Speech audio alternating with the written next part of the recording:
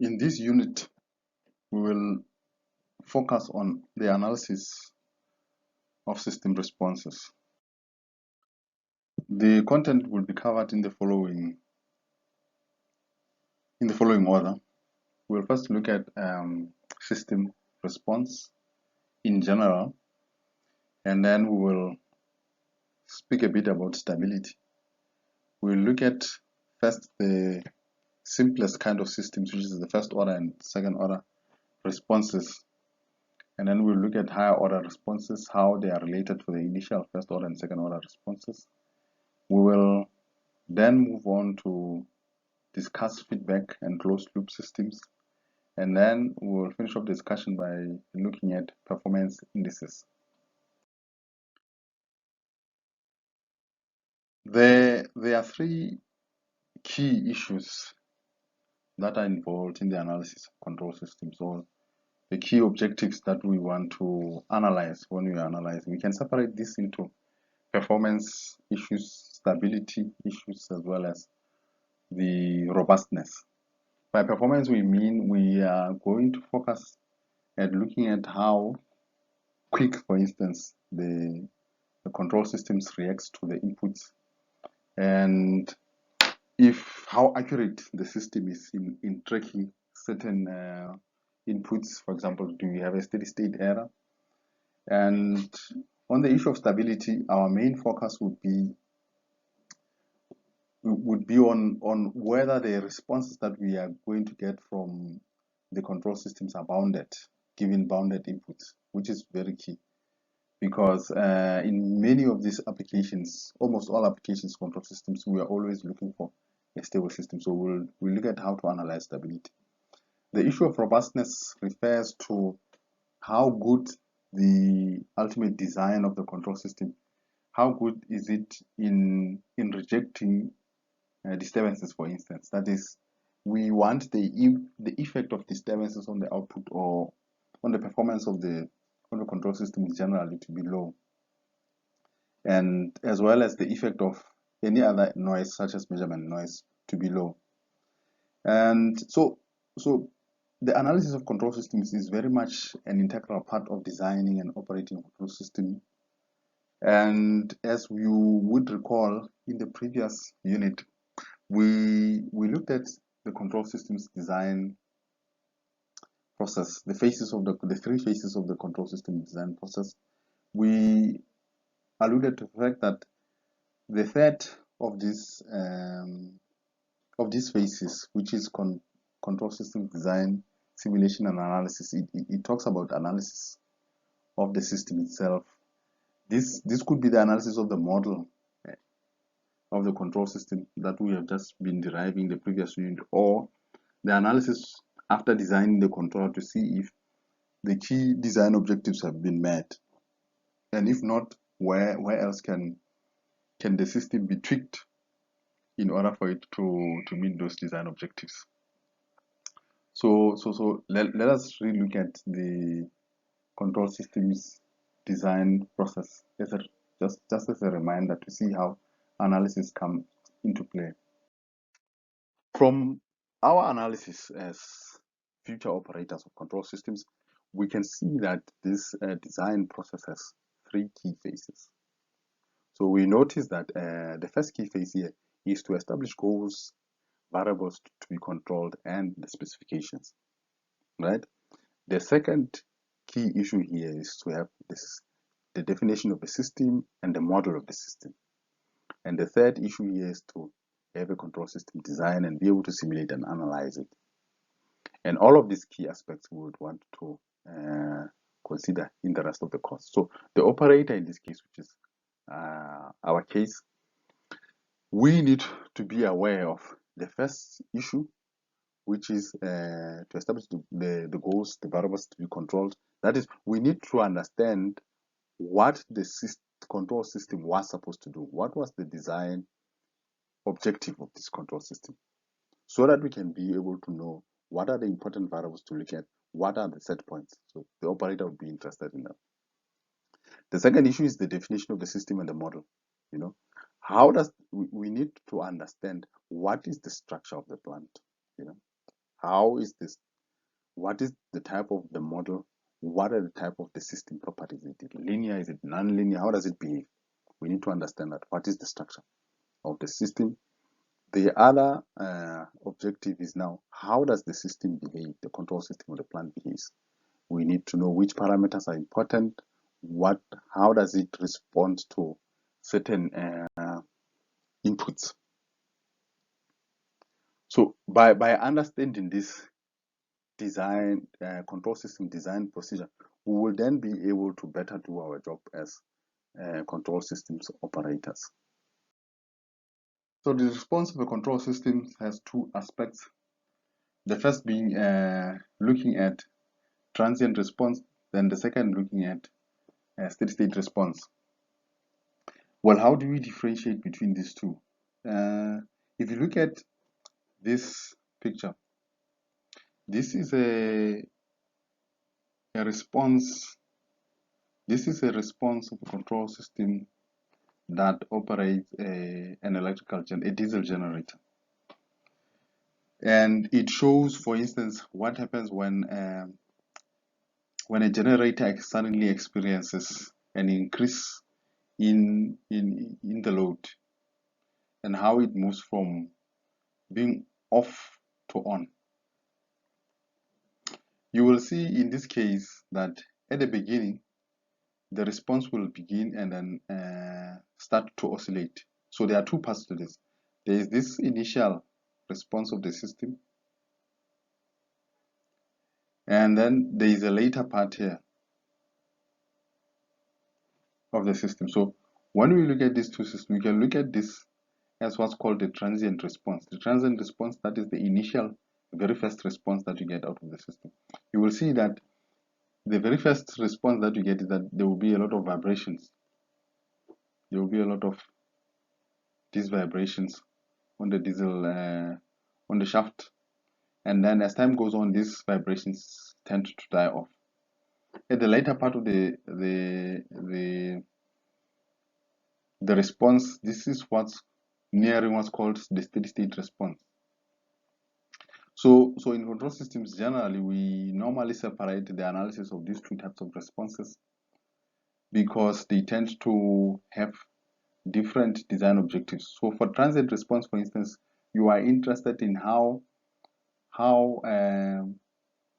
you'll be interested, for example, in how wide these changes would be initially, and then you would be interested in how long it takes for it to settle. During the steady state phase, you have assumed that your system has now settled, and you are more interested in how well it tracks your inputs. For instance, if it's a cruise control in a car, you want to know how well it will track your set limit, your set speed. If, say, for example, you have a cruise control and you set it to 125 kilometers per hour, you want to be sure that it actually tracks 125, not 124.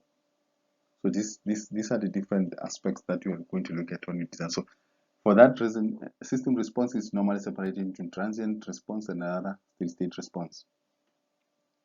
So in practice, the ranges of inputs that the control system will be exposed to, they vary, and they can be infinite. There could be anything that a control system designer or operator does not anticipate. For these reasons, when control systems are being analyzed, the analysis is based upon what's called input test signals. And these are simple test signal. For instance, the step test signal. The other is the ramp test signal and the parabolic test signal. These are simpler input waveforms which can be tested on the system to provide a very good indication as to how well the system will behave, or how to try and predict what the system will do when it's operating. So the good thing about them is that they appear in real life as as components of some of the complex inputs that the system will be exposed to. So if you look at this, you will see, for instance, that the step response is simply a response, an input that starts from 0 to a high value, in this case A, or maybe 1, if it's a unit step, and then it goes in perpetuity as 1. A ramp is something that is an input signal that simply goes at a constant rate, that increases at a constant rate. A parabola, it has that exponential growth. So these are some of the test signals that you may need to expose your system to in order to test its response and be able to analyze it. From the previous module, we have understood that a linear system, we have understood how to compute or to calculate the response of a linear system using the transfer function model. In fact, y of t, which is the response output of the of a linear model, is basically a convolution between the transfer function and the input function, which is u of t. So the way in which we can quickly calculate that is by using the Laplace inverse of h of s times u of s. We also know from previously that the response of this system will depend on the nature of the transfer function itself, that is the poles and the zeros. In particular, we know that the location of the poles on the complex plane determines the transient response. So for a stable system, the poles that are on the left half plane will determine how the system behaves. Now for a linear state space model, remember the output of a linear state space model is determined by a combination of what the states are doing as well as the input. So basically the states are the ones which are going to determine the output ultimately. So the state itself, the way it evolves,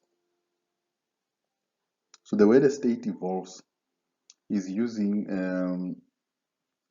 it can be calculated using this equation x of t equal to the exponential of a of t, where a is the system matrix, x0, that is the initial conditions, plus the integral, which is the convolution between the exponential of the a matrix and the b matrix times the input. So similarly, our analysis shows that even for the state, the response of the state in the state space model is a convolution integral, which is not easy to calculate. However, we have to note that even though the response itself explicitly to calculate it, it might not be easy. There are special cases where this can be done. And there are ways in which we can analyze the response without explicitly calculating the output for every possible initial value as well as every possible input. So in terms of state space, in terms of a state space model or a state variable model, the response of the system depends on what's called the eigenvalues of the system matrix, that is the eigenvalues of A. So the transient response is highly dependent on this exponential, the exponent of A to the power t.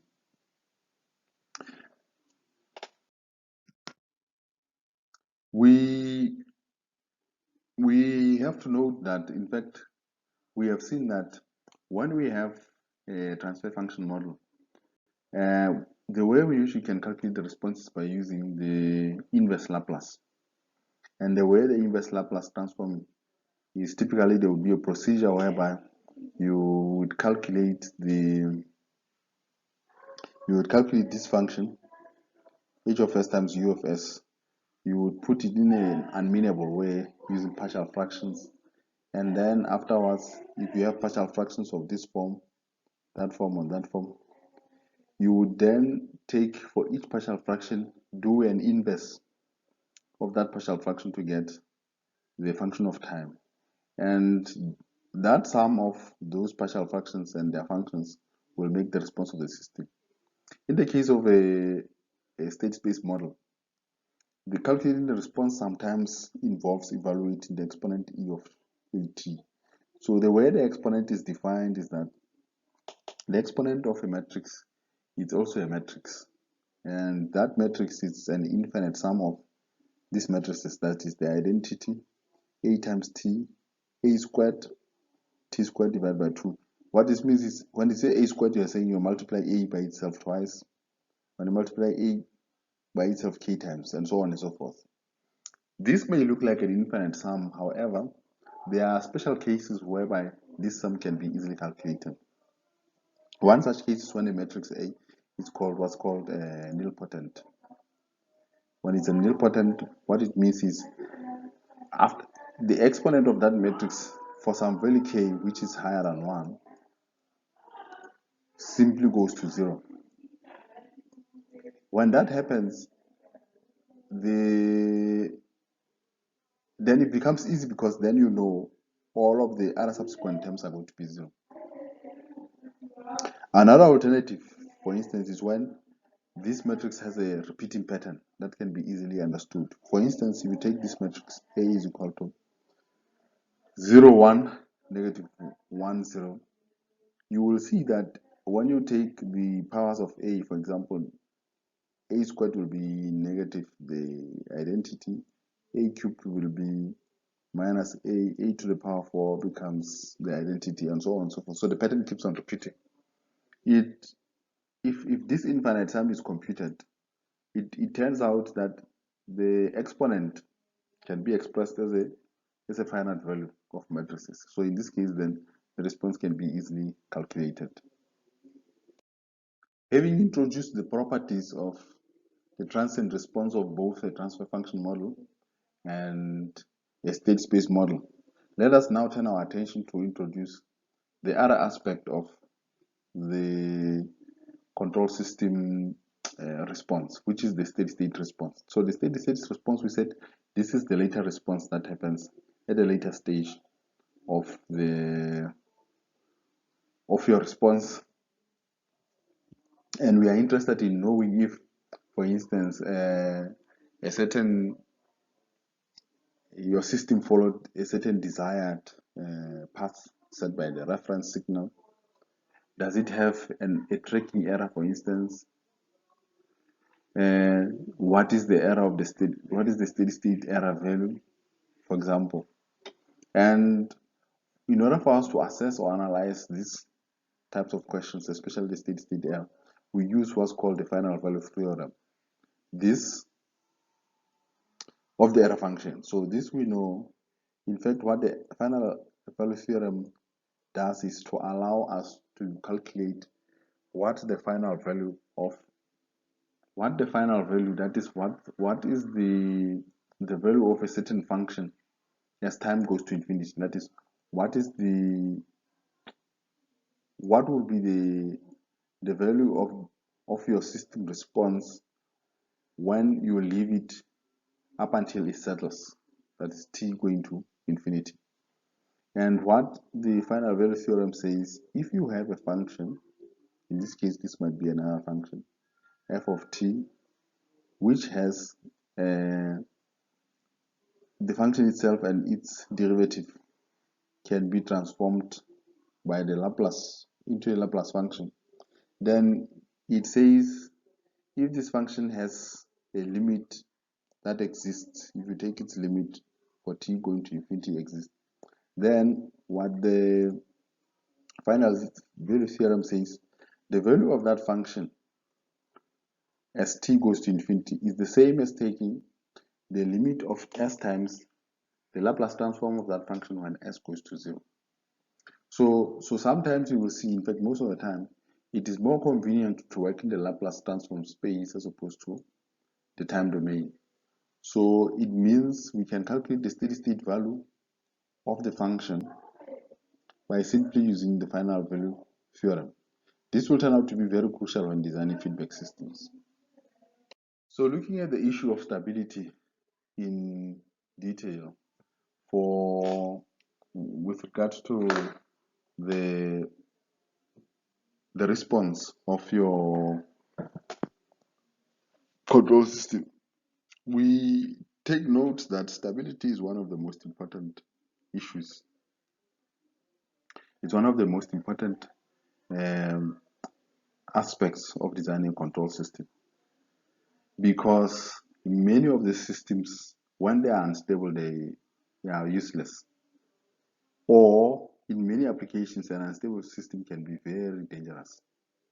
A very good, let me not say good, but the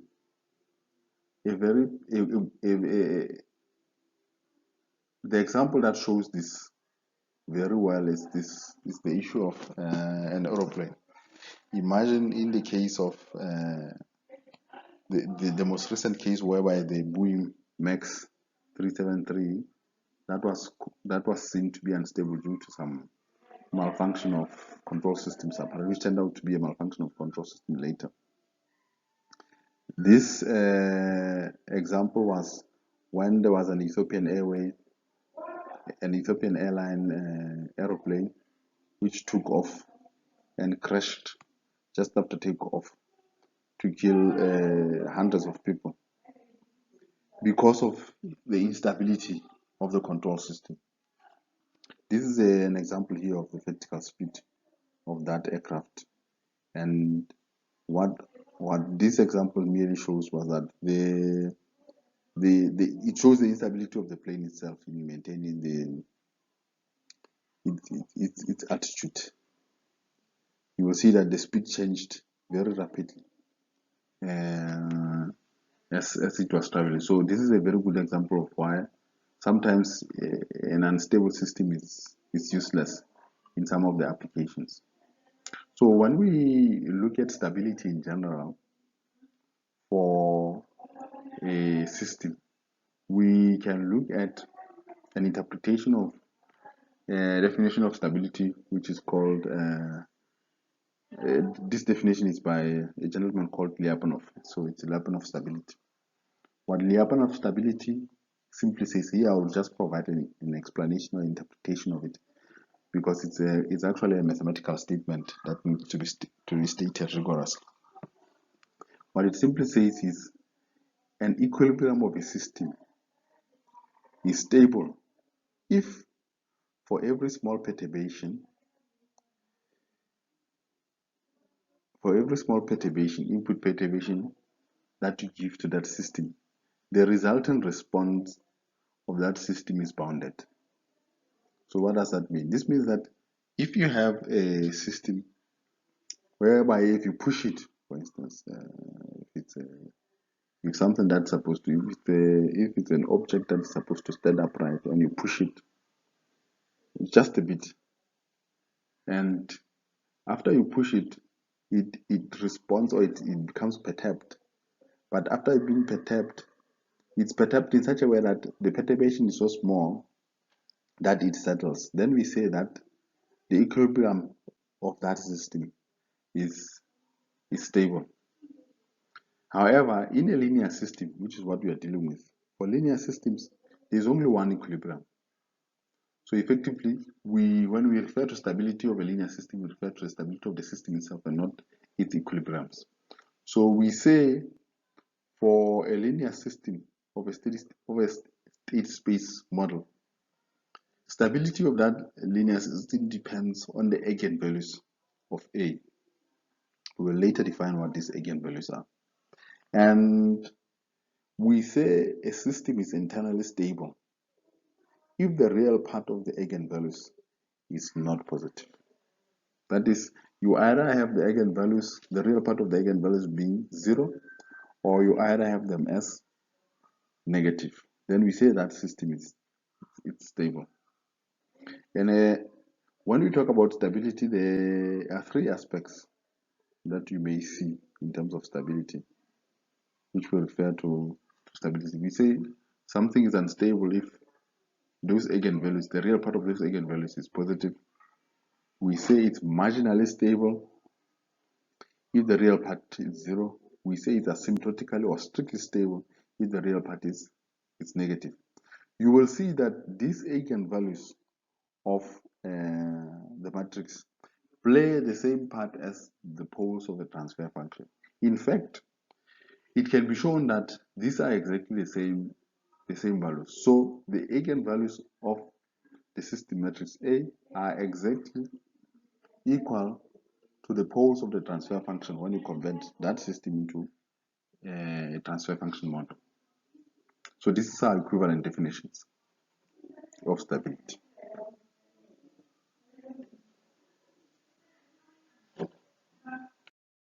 So zooming into these so-called eigenvalues, we see that the eigenvalues are actually scalar values. So they are scalar numbers which are roots of a characteristic equation. What is this characteristic equation? The characteristic equation is simply the determinant of the system matrix A minus lambda times I, which is the identity matrix, is equal to 0. The solution of this characteristic equation, when you solve for lambda, will give you the roots. Those roots are going to be what we call eigenvalues. For example, let's make an example. So e.g., let's have a matrix 1, 2, 1, 1 as our A matrix. Now, then the characteristic equation will be the determinant here, the identity matrix. This is simply equal to the determinant of A. A is 1, 2, 1, 1, minus lambda times the identity matrix. This has to be the identity matrix of the same size as A is equal to 0. So this becomes the characteristic equation. Now this implies that we have, in this case, the determinant of 1, 2, 1, 1 minus lambda 0, 0 lambda is equal to 0. So remember, for matrix subtraction, we subtract the corresponding values. This implies that we have the determinant of 1 minus lambda, 2 minus 0, 1 minus 0, 1 minus lambda. That's the characteristic equation. So to calculate determinant, when we calculate determinant, remember we said the determinant, we multiply that. We multiply the leading diagonal, and we subtract the product of the lagging diagonal. So therefore, this determinant is going to be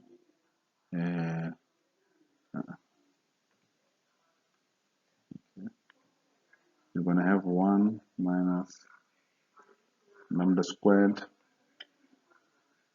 minus 2 times 1 is equal to 0, which implies that we have 1 squared minus 2 lambda plus lambda squared minus 2 is equal to 0, which implies that we have this quadratic equation 0. Now when we solve the quadratic equation, remember we can use the quadratic formula. In fact, by the way, you can use Octave to calculate the eigenvalues by simply doing this.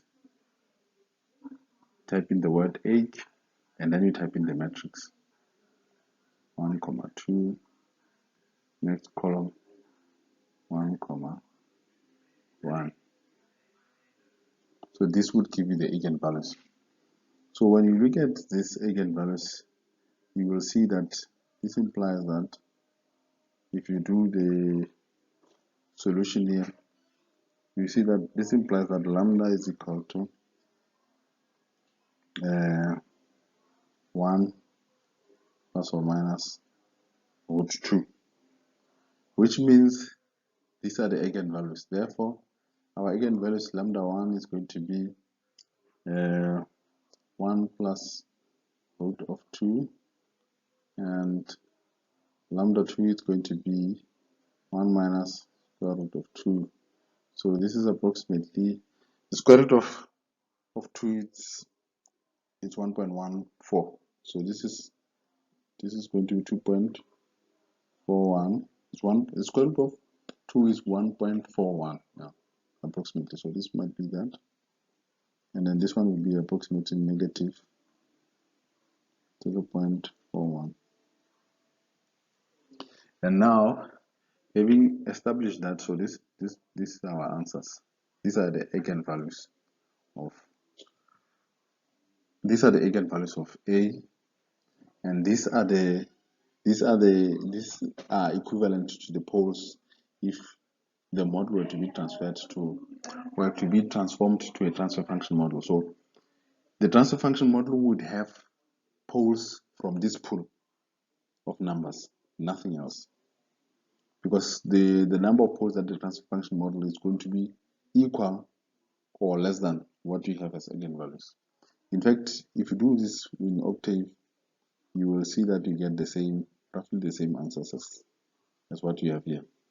So the question that we can answer now that we have the eigenvalues is this system that has this matrix A stable? We see that eigenvalue number 1 is greater than 0. We see that eigenvalue number 2 is less than 0. Because of this, the system is unstable. So the system is unstable because the eigenvalue is positive. So these are how you calculate. This is the definition of an eigenvalue. An eigenvalue is the roots of the characteristic equation. How does the characteristic equation look? This is the determinant of A times lambda I is equal to 0. That's the characteristic equation. And if you solve the characteristic equation, you will find the eigenvalues. If any one of these eigenvalues is positive, the system is unstable. If all of the eigenvalues are negative, the system is stable. If all and some of them lie on the marginal axis, so you have some which has the real part at 0, you have a marginally stable system. Remember, your eigenvalues can be complex numbers. So they can be complex numbers. So you might get your lambda 1, for instance, being equal to the real part plus or minus j omega, which is the imaginary part. So when you check your stability, you're always going to look at the real part. So in this case, we don't have the imaginary part. These are all real eigenvalues. So having looked at the general definition of stability by Lyapunov, we know that in fact for linear systems, stability is an issue of an input-output property. So it doesn't. The classical control view is that the system is just an input-to-output relationship. It doesn't have an internal structure, that is the internal states. So in that case, stability just simply becomes an input-output property without taking into consideration what the states are doing. So we have a different definition of stability for a linear system, which is called also a BIBO stability, bounded input, bounded output stability. So we say a system is BIBO stable if a bounded input signal results in a bounded output signal. So if you give it an input signal that has a limit and that system gives you an output that has a limit, then we say that system is stable. That's how we know a stable system. So a transfer function is stable. This one we know from our previous course in knowledge in control systems, that a transfer function is possible. It's said to be stable if all of the poles lie in the left half plane of the imaginary axis. If you draw the S-plane and all of these poles lie in the left half plane, including some that are on the imaginary axis itself. So, for example, so if this is your S-plane, this is real, this is imaginary. If you have some of the poles here and some here, then we say this system is stable. If, on the other hand, you start having some of them here, then that system it's not stable. Because this is how you draw poles. Poles, remember, they are axis, and zeros are like that. So the system is stable if they all lie on the left half plane of this S-plane. So if some poles are on the imaginary axis, the GW axis itself, then the transfer function is set to imaginary stable. If all the poles are strictly on the left hand side, so nothing is here, if there's nothing here on the imaginary axis, then we say that it's strictly stable. So coming back to the response of systems, now that we understand stability, we see here, we want to analyze how, first we just need to really get the transient response, having introduced transient response and having looked at what stability is and how it's determined. We can see here the transfer function of the first order. The reason why I say it's the first order is because the power of S here it's 1. And we see that this system has a single pole, and the single pole is located at we can find the location of the pole by simply equating the bottom to 0. That is the bottom polynomial to 0. So this gives us 1 over 12. And this is negative, which means the system is stable. We can analyze it further because it's stable. We can also plot this on the S-plane this way, whereby you have the imaginary axis and the real axis. And we have established that, in fact, as a reminder that when you are looking to calculate the response of a transfer function model, you are simply looking at the Laplace transform of the transfer function times the input. And this, in this case, it's going to be the transfer function times the input. The input is 1 over S because we are looking at the step response. So the Laplace transform of the step function is 1 over S. And before we can take the Laplace inverse itself, we said we can use partial fractions to rewrite this same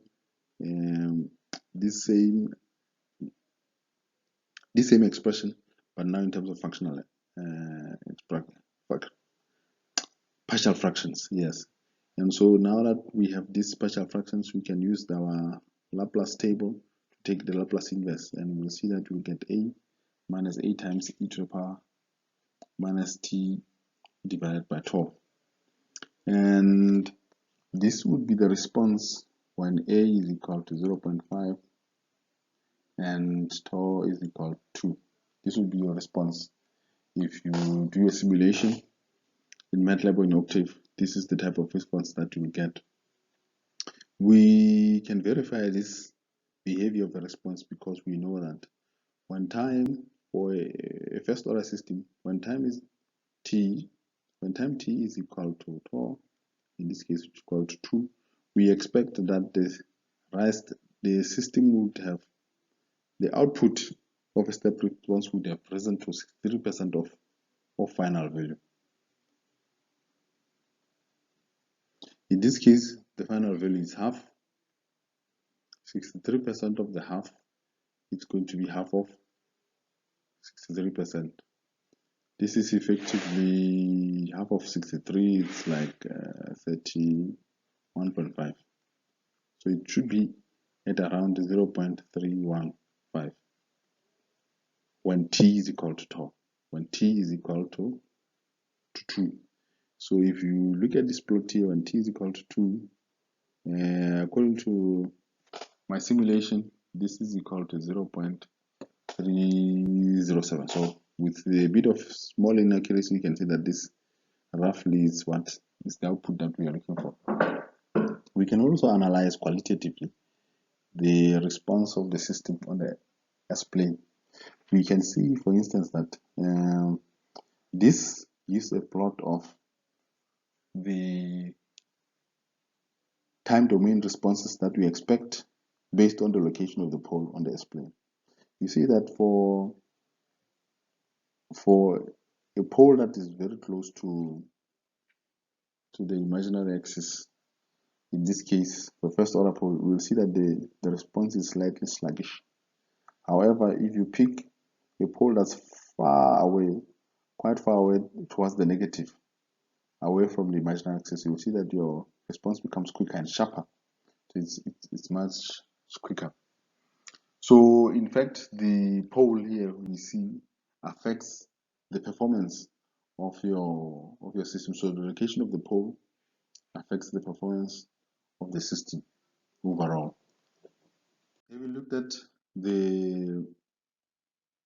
at the first order system, we now turn our attention to a second order system. So the step response of a second order system, let's say you have this step response function y is equal to omega n squared divided by s squared plus 2 zeta omega n s plus omega n squared. In fact, if we put this response in this way, we call omega n the natural frequency. You call it the natural frequency of the response. You call zeta the damping factor. So zeta is called the damping factor. We see that in this case, the poles of the proposed system here are going to be 2 because we are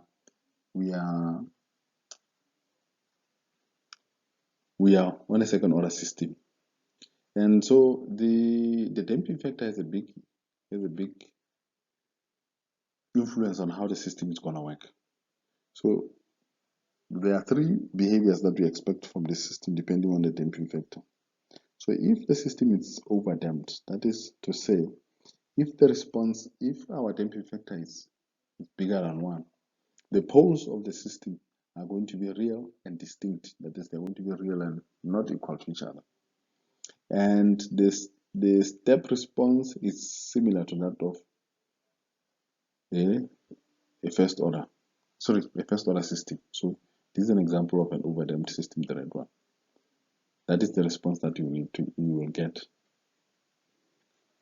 If, on the other hand, the damping factor is equal to 1, we say the system is critically damped. And the poles here are going to be real, but they're going to be equal. So pole number 1 is going to be equal to pole number 2 of all of these poles. And the function that you get is going to be very smooth, like this green part here. That's the function you will get for the critically damped behavior of a system. On the other hand, if your damping factor is between 0 and 1, we say the system is underdamped. And in that case, you will see that we get a much more exotic response, like this response. So we are saying when the system is underdamped, that is when you have the damping factor lying between 0 and 1, but not necessarily 0 and 1. We have the system that's underdamped, and the poles are going to be what's called the conjugate pair, which means on the S-plane, real, imaginary axis, you're going to have poles located on the complex plane away from the real axis. But they're going to be a conjugate pair because they're going to be along the same value here, which is their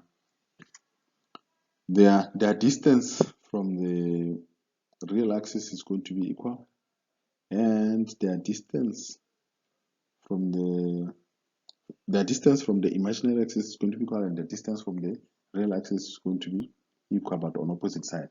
And these poles are called a conjugate pair when this happens. And generally speaking, when this happens, we know for sure that the response that we expect, the step response, is going to be an oscillating decay. So it's going to be a response that oscillates within a decaying envelope. So this would be the envelope like this. So we expect that this will happen in such a way that, because this is decay, ultimately this would settle to some value. As you go to infinity, you settle to a single value. And this happens because the system is stable. So ultimately, after some time with no disturbance, then this transient will die off, and then you begin to have your steady state response there. The interesting bit about this is that if you look at this, the equation for the poles themselves. So the poles will have this as a real part and that as the imaginary part. So the real part of the poles and the imaginary part of the poles. You can quickly tell that if you put your function or your transfer function in this format, you can quickly tell what the parameter values are, and you can be able to predict the location of the poles. And what's interesting to note is, for example, that for example here, this angle theta is simply the cos inverse of the damping factor. And you will later learn that this angle determines the distance here. Because it determines the distance from the real axis, it also determines this overshoot. It also determines this oscillation here. So it determines the oscillation here. It determines this oscillation because it determines this distance from here to here. And we can quickly derive common understanding as to what the response of a second order system looks like by simply looking at the position of the pole on the display. So by simply looking at this, we can tell what this should look like. And also by simply looking at that, we can tell what this may or may not look like. If we delve further into the waveform, this underdamped response of the system, we see that this waveform might have a lot of it has a lot of distinguishing characteristics that we may assign to it. The very first one is called the rise time. So the rise time here will refer to so rise time can either be this one, TR, or TR1. But it simply refers to how quickly the response begins from 0 up until it reaches the final value. So sometimes we simply define TR1, which is the time it takes for the response to move from 10% of the final value to 9% of the final value. And then we can also have what's called the settling time.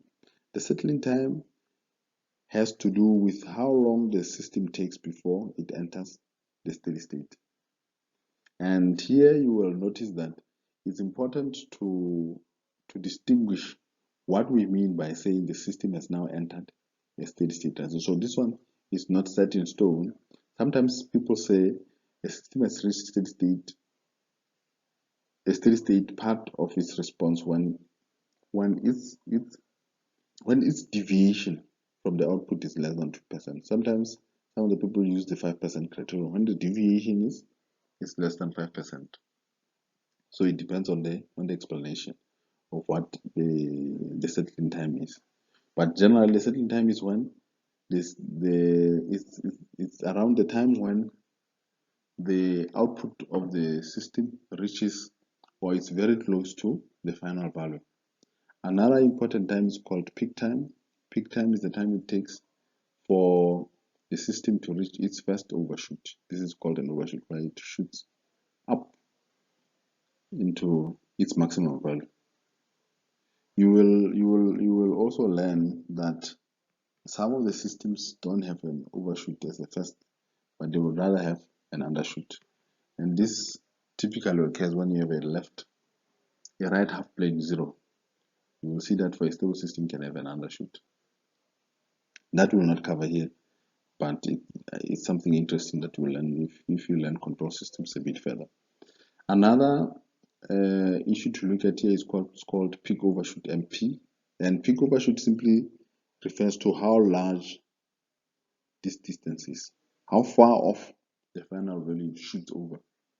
So it looks at the size of the largest response relative to the final value. So it looks at this very first peak MPT relative to the final response y of t when t is approximately infinity, right? And it is important to note that, in fact, all of these values, that is the TR, TS, TP, PO, they have the approximation formula. For instance, here, the TR, the approximation formula, it's 2.16 times zeta plus 0.6 divided by the natural frequency. You can see that the parameters, that is the damping factor and the natural frequency, determine the rise time. And this is only valid, or this approximation is valid when zeta is between 0.3 and 0.8. But keep in mind this. For the settling time, we can approximate the settling time to be equal to 4 times the time constant, or 4 divided by zeta times the natural frequency. This is for a 2%. In fact, a generic expression would be something like this. When you have log E of the percentage divided by the natural frequency. And if you have a 2% criterion, this normally it's given as 0.2. If you have a 5% settling criterion, this would be normally 0.5. So this is equivalent to that as an approximation. But sometimes this is just written as 4 because we know that the log E of 0.02 is simply equal to 4. So sometimes it's just given as 4 for 2% criterion. The peak time, on the other hand, is related to, in fact, the peak time is also related to both the natural frequency as well as the damping factor. This is similar to the settling time, is similar to the rise time. And then we have here the peak overshoot, and the peak overshoot seems to be purely influenced by the damping factor, nothing to do with nothing to do with the natural frequency. We can qualitatively analyze the response of a second order system by looking at these different positions. We see that, like we said, when the poles are on the real axis, like this one, the response is flat. When it's on the, in fact, when the responses are on the real axis, the responses do not fluctuate. So when it's here, for instance, the response will just, the impulse response of that, in this case, we're looking at impulse response, not the step responses. So this one is impulse. But they give us a good indication of even what happens to the step response. So this will simply, it will simply decay nicely and slowly. If you go towards the right, the decay is faster here. If you go towards the left, then the decay will become slower. If, on the other hand, you move away from the real axis and you start putting an imaginary component, what happens is that then you get some fluctuations. You start getting some fluctuations. And if you move even further, your fluctuations become high frequency. High frequency. So your frequency of the fluctuations becomes high, which is why these terms have to do with the imaginary part has to do with something with the natural frequency. So the frequencies become high. Even here you see as you go higher, the frequencies become high. But as you go towards the left, the decay becomes faster as well. If you are, on the other hand, you are on the imaginary axis itself, the response does not decay. It simply waits. It maintains its amplitude. Here it maintains its amplitude. There it maintains its amplitude. That. If you come to the right, then the system becomes unstable, which means the response increases. It enters into an ever increasing loop up until something goes wrong, physically speaking. And we can also look at here. This is a nice diagram which you can always refer to, which is referred to as figure 5.8 in the reference text. You can also see here that the damping factor, the smaller the damping factor, the higher the peak overshoot. If you look at this graph. In fact, you can use this graph to estimate for a given damping factor, you can estimate what the peak overshoot might be. If, say, for example, you have a damping factor of, say, 0.29. If you have 0.29, that might mean you have your damping factor here. If you use that line, you see you might get your peak overshoot at around 40%. If, on the other hand, you reduce that 0.29 to 0.1, you see the peak overshoot goes to 70%. If you increase the damping factor, then ultimately your peak overshoot will die. So you can use this analysis of the table, which corresponds to analysis here of the Z-plane. So let's look at an example here of how we can analyze the second order system. So let's say, for example, here we are to look at this second order system and estimate the step response features of this system. We are to look at the system and determine the percentage overshoot, try and roughly estimate it, the settling time and the peak time. So in terms of percentage overshoot, we said we have seen that all of these characteristics depend on the bottom equation here, the denominator polynomial, and we need to put this in. We have seen that a second order system would have a bottom polynomial in the following structure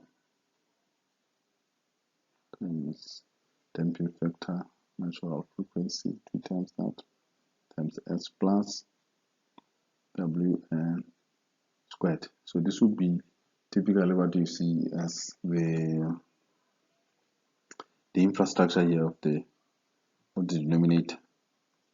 The structure, sorry, not the infrastructure, the structure of the denominator.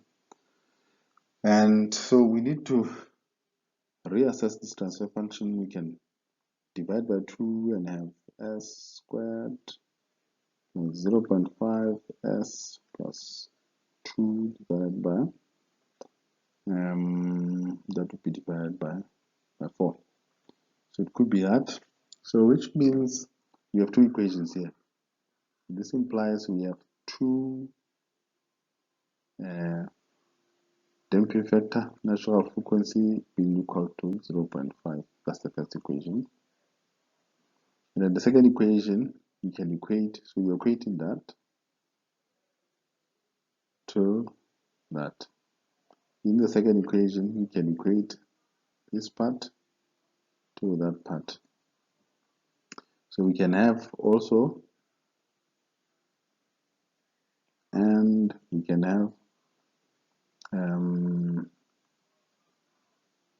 natural frequency squared equal to 2. That's the second equation. So this implies that we have natural frequency being equal to the square root of 2. And then substituting into 1, we will have, in this case, we have the, in fact, before we substitute into 1, equation 1 can be rewritten. It can be rewritten in this way. We can write here that times the damping factor is in fact equal to 0.25. So this becomes my equation 1. So I can rewrite it this way. I think then it becomes easier. So now I can substitute. I can take this into 1. So I can have from 1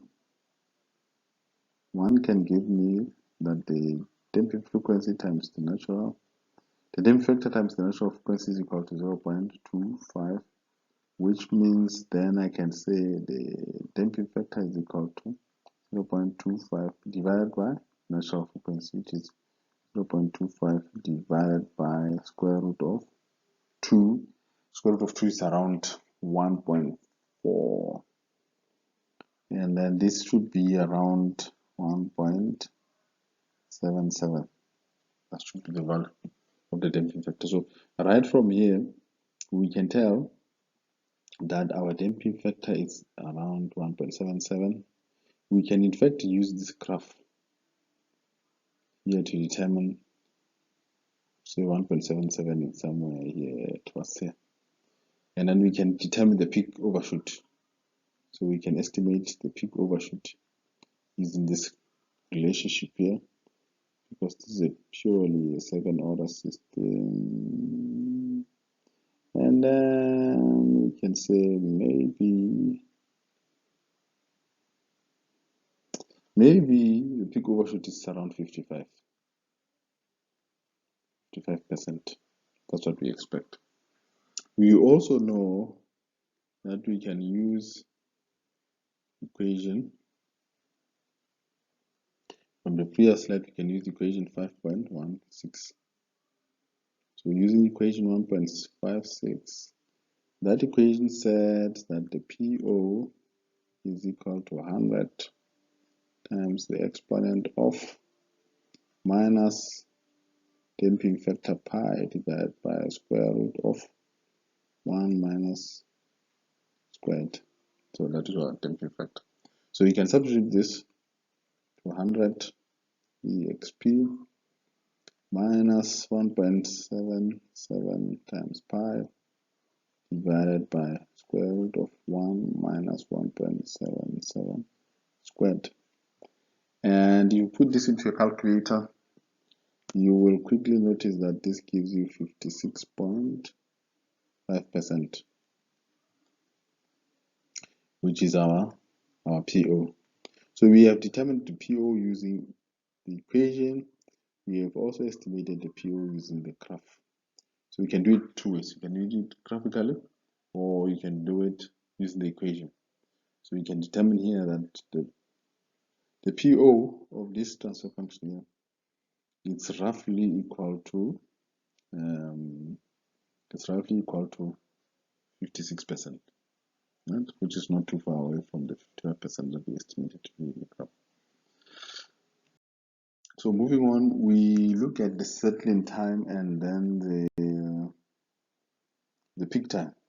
So for the settling time, TS, if we take the 2% criterion, so here, let's say we are doing 2% criterion.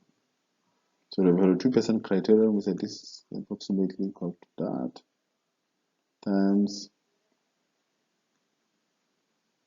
WN. But we have already established that, in fact, the natural frequency is equal to square root of 2 and the damping factor is equal to 1.77. In fact, we said this this very summation previously, it's equal to, this is equal to 0.25. This is what the equation says. So which means the settling time here is 4 divided by 0.25, right? Which is 16 seconds. That would be settling time that we estimate. And then, so this comes from equation 513.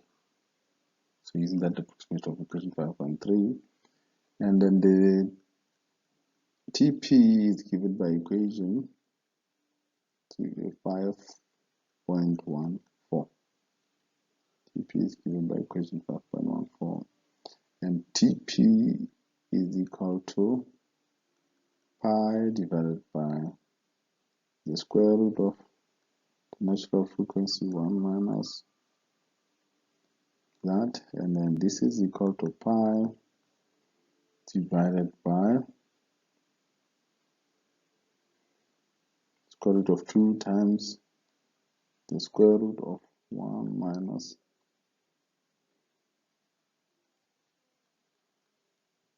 7 squared, and then this is equal to that. Quickly doing your calculations. At this point, we'll take a short break, and I will then refer you to the relevant text of the book. In chapter 4, I want you to revise the following sections in order to understand the basics of systems response, and you look at the following sections 6.1, 6.3, and 6.4, as well as studying the notes for this lecture notes for some additional concepts. But what we have looked at is to lay the basis for transient response, and we have looked at the transient response of first order and the second order system. We have also looked at the stability of a state space model and what a stable system looks like. And we have seen that the stability of the system depends on the eigenvalues of the system matrix. And we have seen that these eigenvalues are actually roots of a characteristic equation. We have also stated that these very roots of the characteristic equation are going to make up some of your transfer function, equivalent transfer function model poles. And so we have covered this analysis of the stability characteristics of a state space represented system, by so saying. We have also looked at how we can determine the characteristic equation for any representation of the system. So in the subsequent, in your lab, your laboratory exercises, you will look at how to use the software system to analyze the characteristics. That's what that lab is going to be all about. And in the next section, we will delve some more into these other remaining learning objectives.